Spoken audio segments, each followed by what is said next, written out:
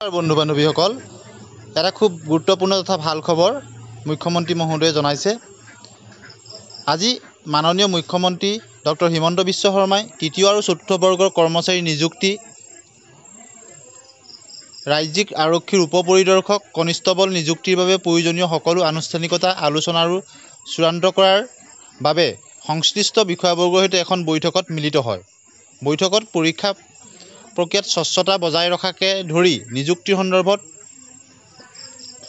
সকলো বিষয় পুংখানুপুংখভাৱে আলোচনা কৰা হয়। অহা বছৰৰ আৰম্ভণিতে গোটেই প্ৰক্ৰিয়াটো শেষ কৰাটো নিশ্চিত কৰিবলৈ ছেপ্টেম্বৰৰ পৰা নিযুক্তি প্ৰক্ৰিয়া আৰম্ভ হ'ব। গতিকে আপোনালোকে বহুতেই সুধি আছিলে LPUP নিযুক্তি কেতিয়া হ'ব, ADRE কেতিয়া হ'ব, অসম পুলিচৰ নিযুক্তি কেতিয়া হ'ব। গতিকে নিশ্চয় গম পালে যে এই সকলো নিযুক্তি প্ৰক্ৰিয়া ছেপ্টেম্বৰ মাহৰ পৰা আৰম্ভ হ'ব আৰু অহা বছৰৰ আৰম্ভণিতেই এক বৃহৎ নিযুক্তিৰ দিশে আগবাঢ়িছে।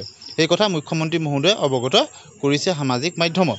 অহা বছৰৰ আৰম্ভণিতে স্বচ্ছতাৰ সৰ্বোচ্চ মান বজাই ৰাখি চৰকাৰী চাকৰিত ৰাজ্যৰ দক্ষ যুৱক যুৱতীসকলক মকৰল কৰাই আমাৰ অগ্ৰাধিকাৰ হ'ব বুলি মাননীয় মুখ্যমন্ত্ৰীয়ে ব্যক্ত কৰে।